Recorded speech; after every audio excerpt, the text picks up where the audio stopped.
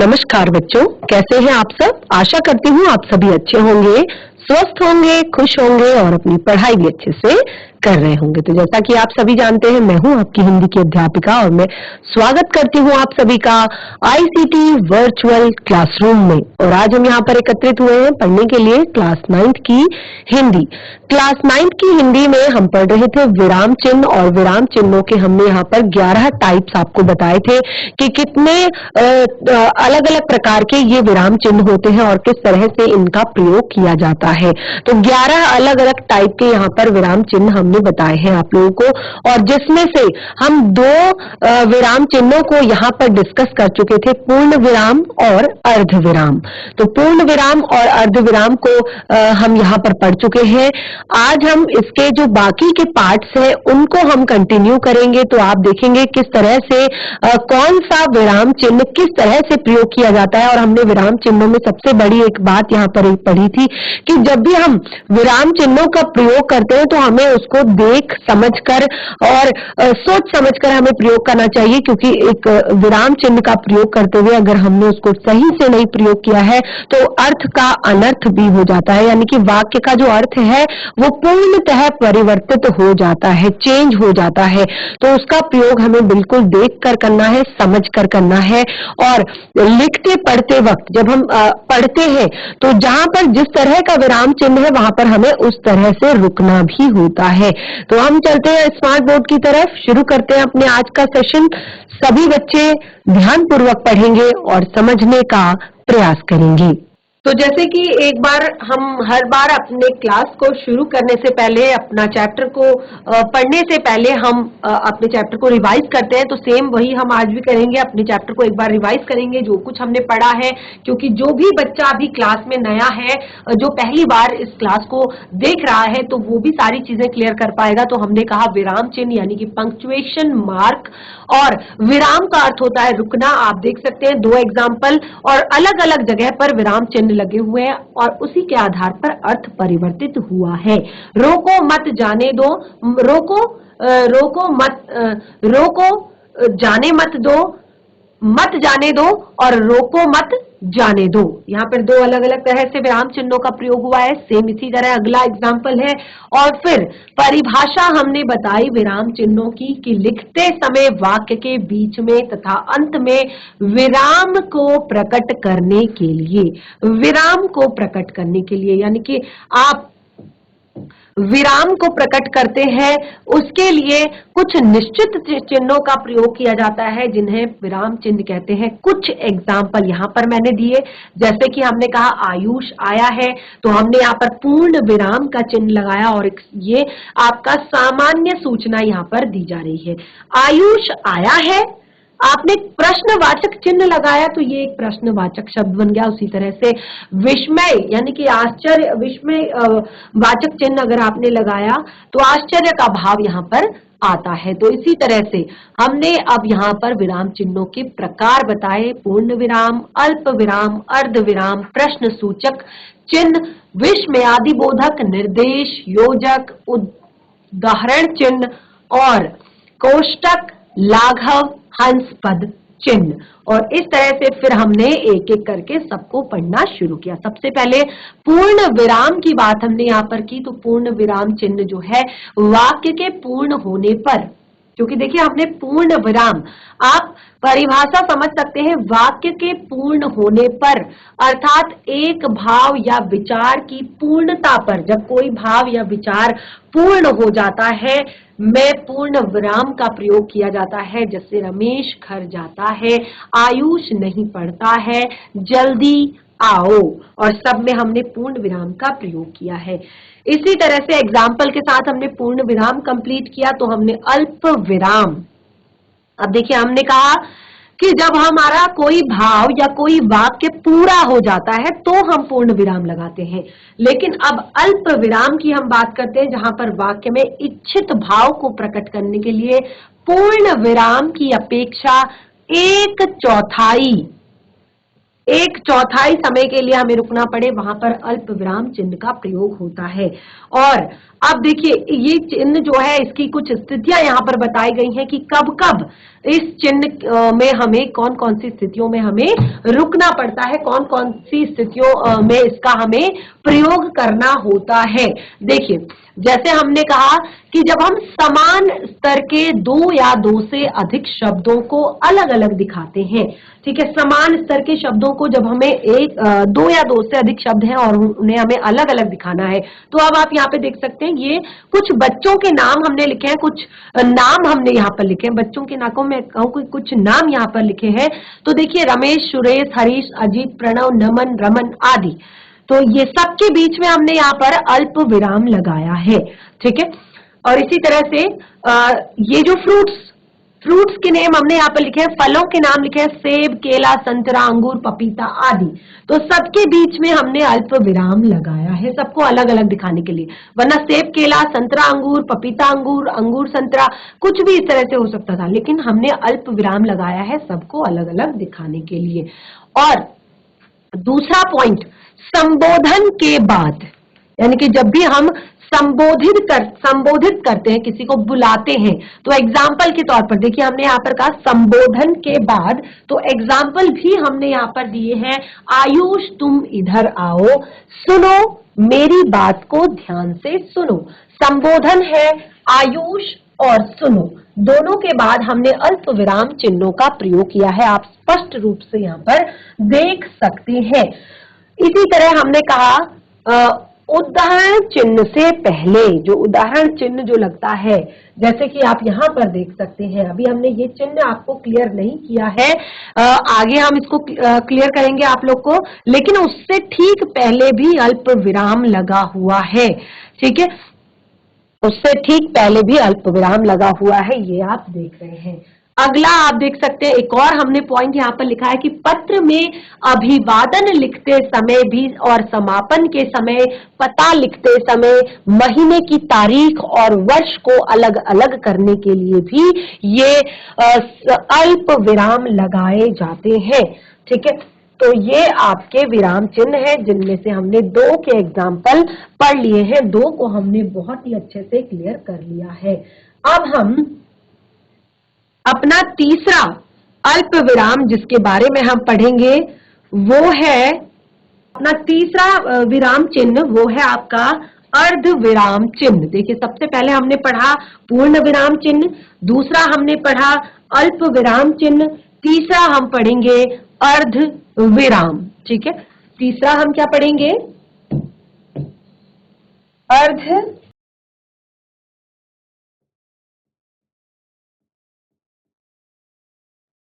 विराम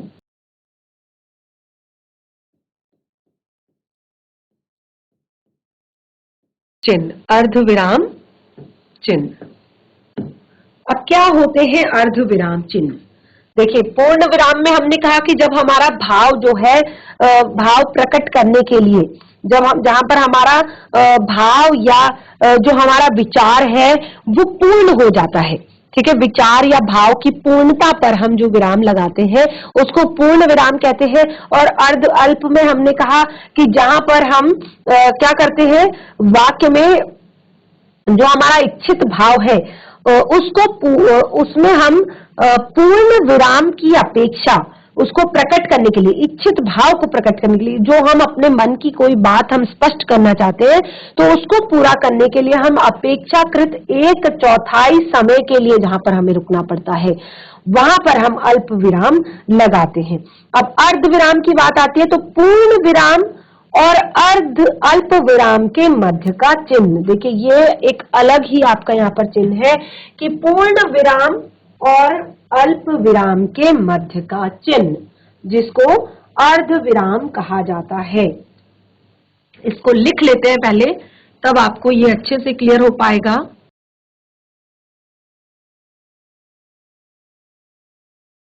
पूर्ण विराम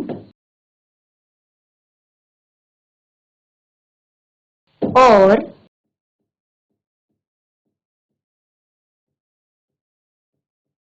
अल्प विराम, पूर्ण विराम और अल्प विराम के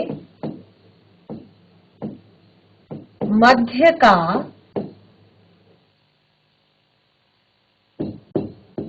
मध्य का चिन्ह।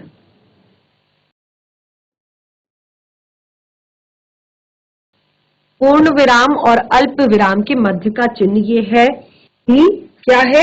अर्धविराम।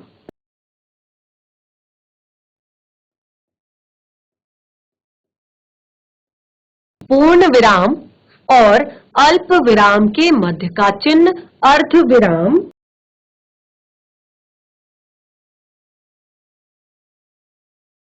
कहलाता है।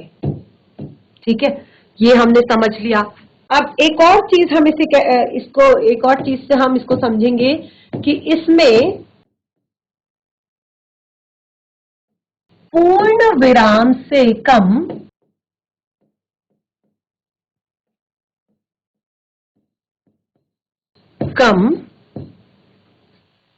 और अल्प विराम से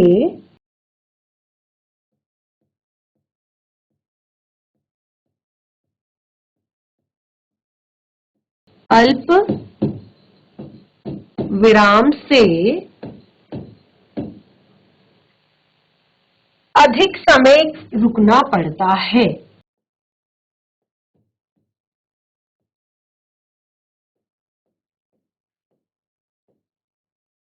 समय रुकना पड़ता है।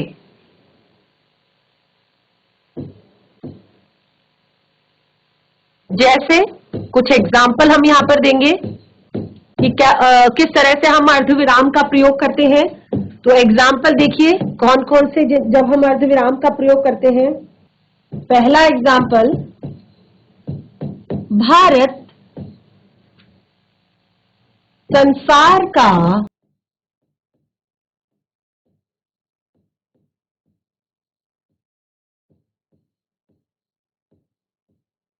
धर्म गुरु है।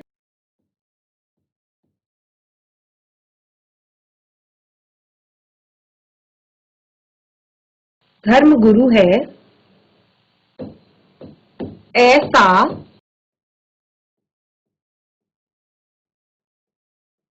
सभी मानते हैं। भारत संसार का धर्म गुरु है, ऐसा सभी मानते हैं। तो हमने यहाँ पर देख सकते हैं अर्धविराम का प्रयोग किया है, अर्धविराम चिन्ह का प्रयोग किया है। भारत संसार का धर्म गुरु है, ऐसा सभी मानते हैं।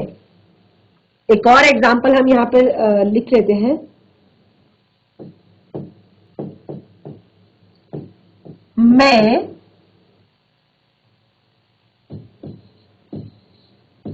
आपका पैसा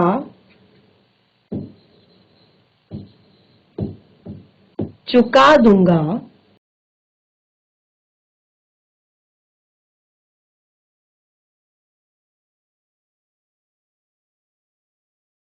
निश्चिंत रहिए।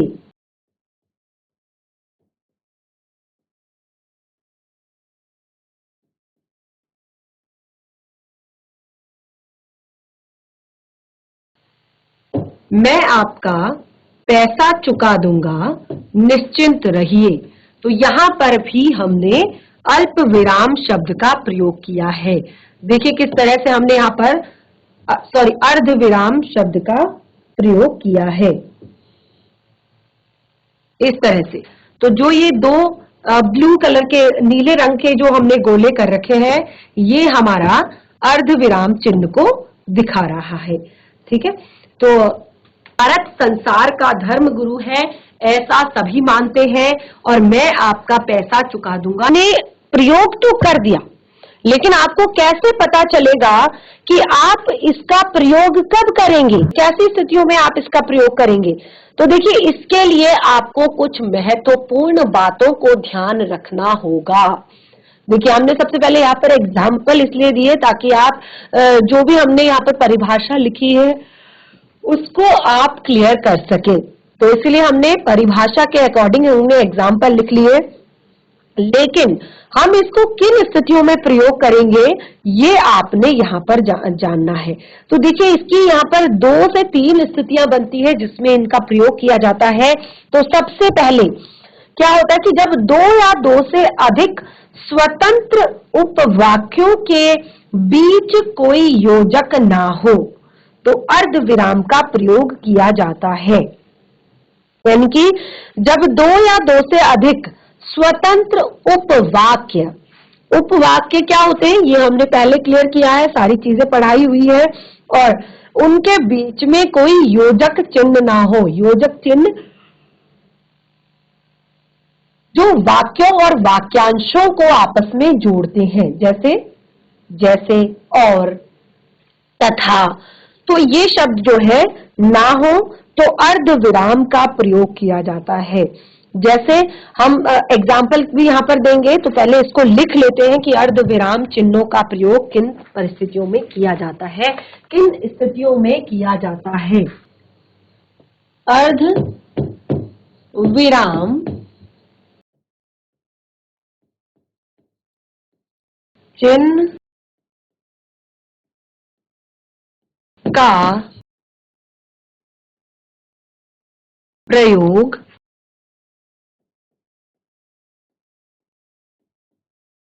निम्नलिखित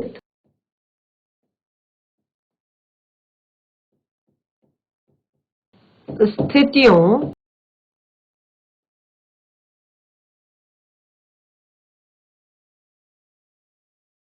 में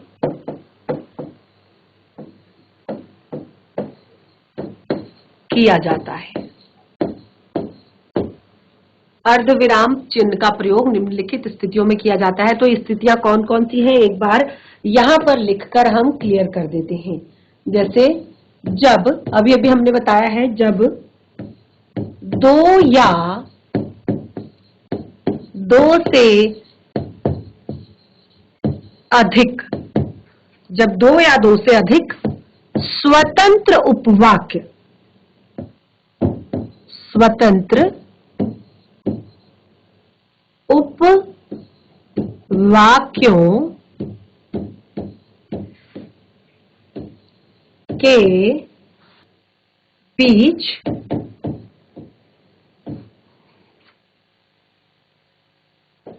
कोई योजक ना हो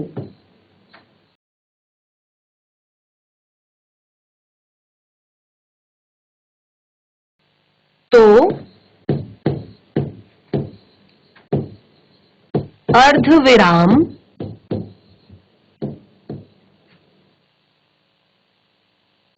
का प्रयोग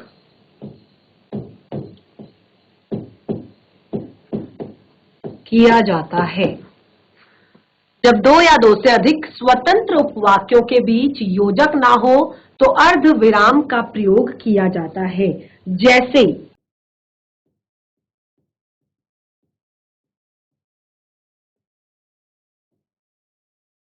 जैसे वह देर से उठा, यहां पर लगेगा। देखिए कैसे हमने कहा वह देर से उठा, ठीक है, ये अपने आप में एक स्वतंत्र वाक्य है कि वह देर से उठा। उसके बाद हमने कोई भी योजक चिन्ह प्रयोग नहीं किया और सीधे लिख दिया नहाकर, और तथा जैसे शब्द का प्रयोग नहीं किया। नहाकर उसने नाश्ता किया,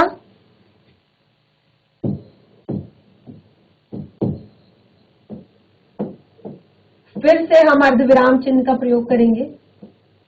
अपनी, कोई भी योजक चिन्ह नहीं है, आप देख सकते हैं, अपनी साइकिल उठाई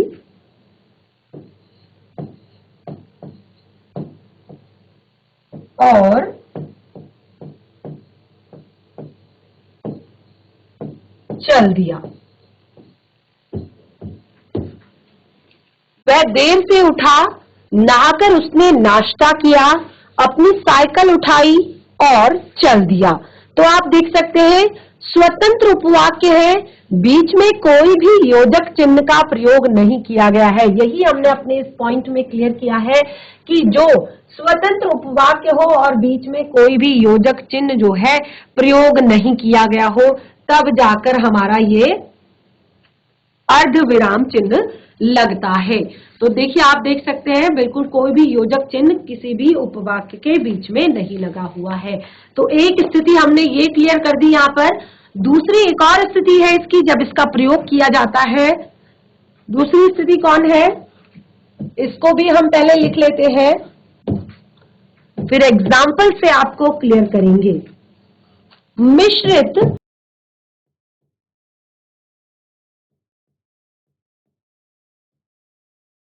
या संयुक्त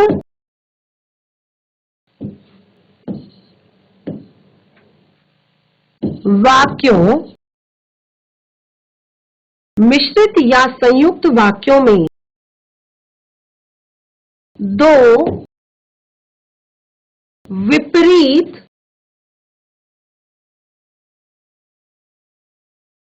अर्थ प्रकट करने वाले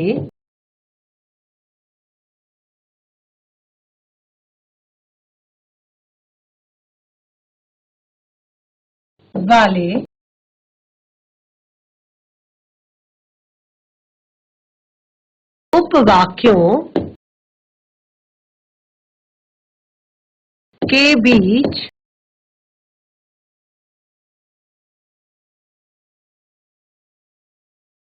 इस चिन्ह का प्रयोग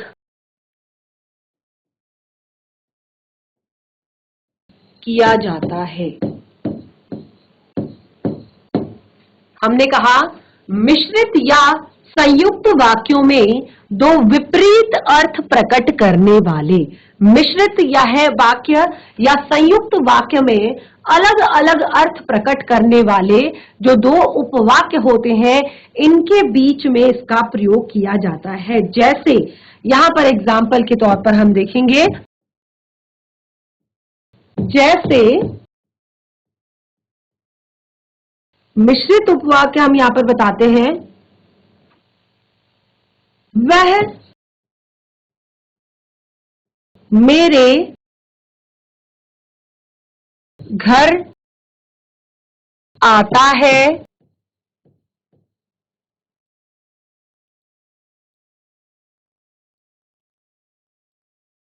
मैं उसके घर नहीं जाता। देखिए हमने कहा विपरीत अर्थ प्रकट करने वाले, अलग अर्थ निकल रहा है दोनों का। वो मेरे घर आता है, मैं उसके घर नहीं जाता। और देखिए यहां पर हमने बीच में आपका ये जो आपका अर्ध विराम है, ये हमने यहाँ पर प्रयोग किया है। ठीक है, तो इस तरह से हमारी ये जो परिस्थितियां हैं ये भी क्लियर हो गई हैं कि किन परिस्थितियों में हम अर्ध विराम चिन्ह का प्रयोग करते हैं। तो अभी तक तीन चिन्ह, विराम चिन्ह हम पढ़ चुके हैं। कौन कौन से? पूर्ण विराम, अल्प विराम, अर्ध विराम। अब हम अपना नेक्स्ट अगला जो हमारा विराम चिन्ह है उसको हम लेते हैं। बहुत ही ज्यादा महत्वपूर्ण विराम चिन्ह हमारा ये है प्रश्न सूचक चिन्ह, नंबर 4, प्रश्न सूचक चिन्ह। प्रश्न सूचक यानी कि जहां पर हमें प्रश्न का बोध होता है, प्रश्न सूचक चिन्ह। ठीक है, इस तरह से ये चिन्ह होता है। इससे पहले के चिन्ह हमने नहीं लगाए हैं, इनको हम यहाँ पर इस चिन्ह को हम यहाँ पर लगाएंगे अर्धविराम का चिन्ह। इस तरह का हमारा अर्धविराम का चिन्ह होता है, इसे इस तरह से शो करते हैं। तो प्रश्न सूचक चिन्ह को हमने यहाँ पर शो किया कि किस तरह से लगाया जाता है। तो अब देखिए हमने कहा कि जहां पर हमारा वाक्य पूर्ण होता है, पूर्ण विराम। जहां पर वाक्य में हम अपने कोई इच्छित भाव को प्रकट करना चाहते हैं, अल्प विराम। दोनों बातों के बीच में जो हमारा चिन्ह लगता है वो है अर्ध विराम। उसके बाद जो हमारा प्रश्न सूचक, यानी कि जब हम किसी किसी वाक्य में आपको लगता है कि यहाँ पर प्रश्न पूछा जा रहा है, तो वहां पर प्रश्न सूचक चिन्ह लगाया जाता है। अब देखिए, इसको हम पहले क्लियर करते हैं, फिर इसके बाद एग्जाम्पल से इसको बताएंगे। यहाँ पर जिन वाक्यों में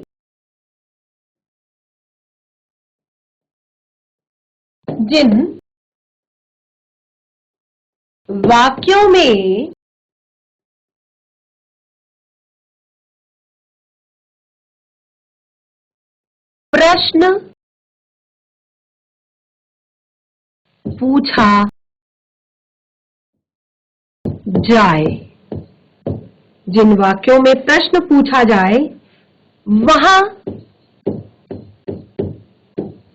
पूर्ण विराम के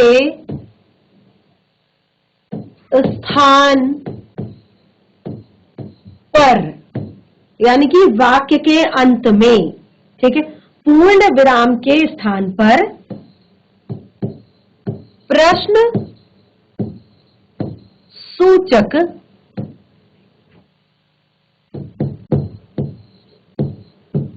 चिन्ह का प्रयोग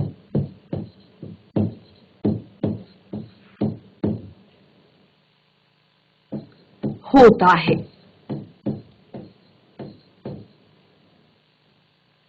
जिन वाक्यों में प्रश्न पूछा जाता है, जब हमें लगता है कि यहाँ पर हमसे प्रश्न किया जा रहा है, तो वहां पर प्रश्न सूचक चिन्ह को लगाया जाता है। जैसे एग्जाम्पल के तौर पे आप देख सकते हैं, जैसे आप कौन हैं?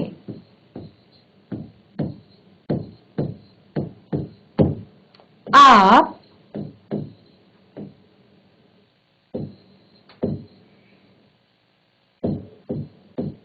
कहां से आए हैं?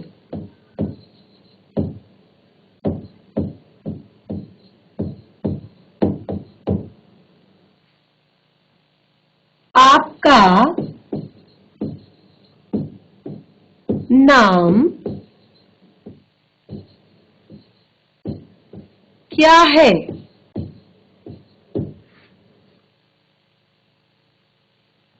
आप क्या काम करते हैं?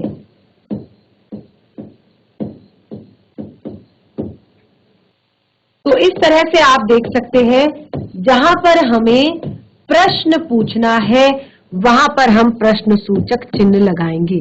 जैसे कि आप कौन हैं, आप कहां से आए हैं, आपका नाम क्या है, आप क्या काम करते हैं। ठीक है, तो इस तरह से हमने प्रश्न सूचक चिन्ह जो हमारा है उसको भी हमने पढ़ लिया है, क्लियर कर लिया है। तो अभी तक हमने 4 अपने चिन्हों को पढ़ लिया है। अगला हमारा जो चिन्ह है, जो हमारा विराम चिन्ह एक तरह से कह सकते हैं, तो अगला विराम चिन्ह जो हमारा है, विराम यानी कि रुकना। विराम का अर्थ है रुकना। तो जहां जहां हम जिस जिस तरह से रुकते हैं, उस तरह के हमने चिन्ह बनाए हुए हैं और उन्हीं चिन्हों को हम यहाँ पर पढ़ रहे हैं। तो अगला नंबर 5 चिन्ह हमारा है आपका विषमयादि बोधक चिन्ह। नंबर 5 है हमारा विषमयादि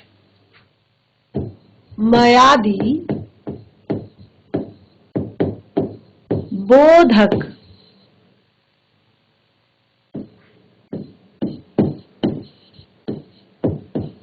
चिन्ह।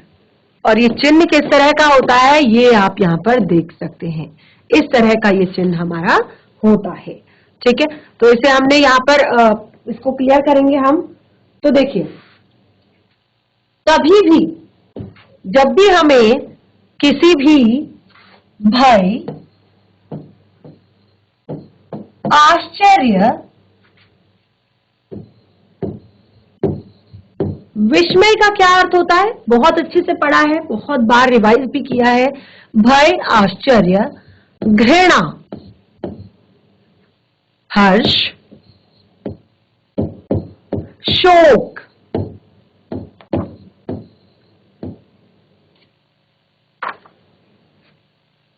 आदि भावों को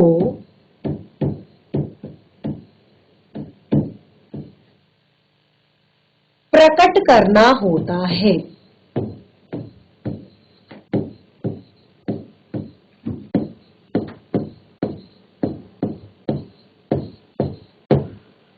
जब भी हमें आश्चर्य, शोक, दुख, घृणा आदि के भाव को प्रकट करना होता है तो हम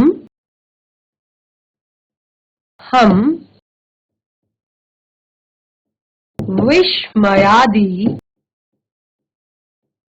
बोधक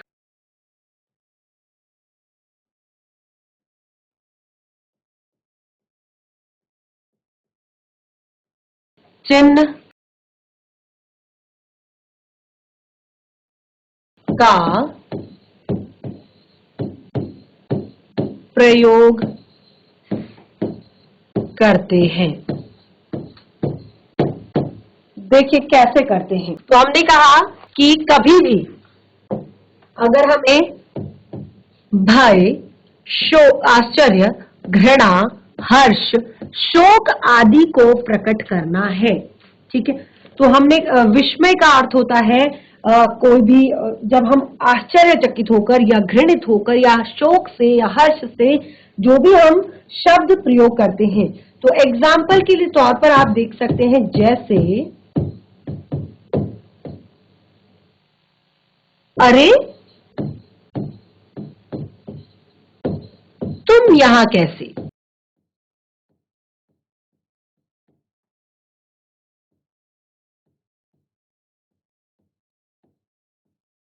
तो अभी आप अपने इस वाले चिन्ह को नहीं देखेंगे, अभी आप इसको देखेंगे जिसकी हम यहां पर बात कर रहे हैं, ठीक है। तो अरे तुम यहां कैसे? इसी तरह से हम दूसरा एग्जाम्पल लेते हैं। वाह क्या सुंदर दृश्य है।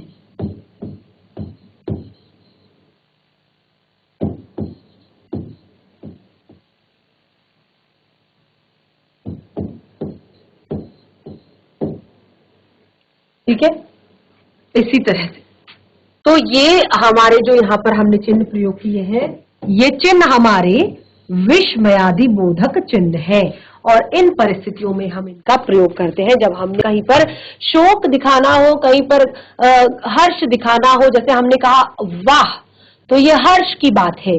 अरे ये आश्चर्य की बात है। घृणा की अगर हम बात करें तो छी छी, कितना गंदा स्थान है, कितनी गंदगी है यहाँ, तो ये घृणा का भाव हो गया। अगर हम भय की बात करें तो भय के लिए भी अगर हम अच्छा या कोई डरने का जब हम अगर शब्द प्रयोग करते हैं तो ये सारे शब्द विस्मय को प्रकट करते हैं और इसको लगाने का चिन्ह हमारा ये होता है। हम इस यहाँ पर हमें विराम लेना होता है। जैसे हमने कहा अगर मैं डायरेक्टली कहूं अरे तुम यहाँ कैसे, तो ये हमारा प्रश्न बन जाता है। लेकिन अगर मैं आश्चर्य प्रकट करने के लिए कहूं तो मुझे यहाँ पर विस्मयादि बोधक चिन्ह लगाना होगा। तो उसी तरह से मुझे यहाँ पर ब्रेक भी लेना होगा बोलते समय, अरे तुम यहाँ कैसे।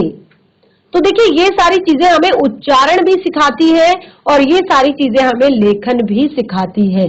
जैसे हमने कहा वाह कितना सुंदर दृश्य है, तो कोई भी हमें इसमें आनंद नहीं आया।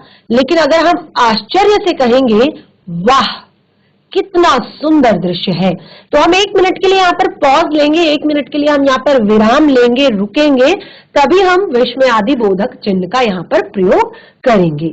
और आगे के जो हमारे विराम चिन्ह है इनको हम अपने नेक्स्ट लेक्चर में कंटिन्यू करेंगे। तो बच्चों, इस तरह से हमने अपने 5 विराम चिन्हों को यहाँ पर पढ़ा। बहुत सारे अलग अलग उदाहरणों से हमने इन्हें सीखा है, जाना है। तो आशा करती हूँ कि आप लोग समझ रहे होंगे, आप लोग को समझ में आ रहे होंगे ये विराम चिन्ह, और आप इनका प्रयोग सही रूप से कर पाएंगे। तो कुछ और जो महत्वपूर्ण विराम चिन्ह है उन्हें हम कंटिन्यू करेंगे अपने नेक्स्ट सेशन में। तो आज का सेशन हमारा यहीं पे समाप्त होता है। तब तक के लिए धन्यवाद। आपका दिन शुभ हो।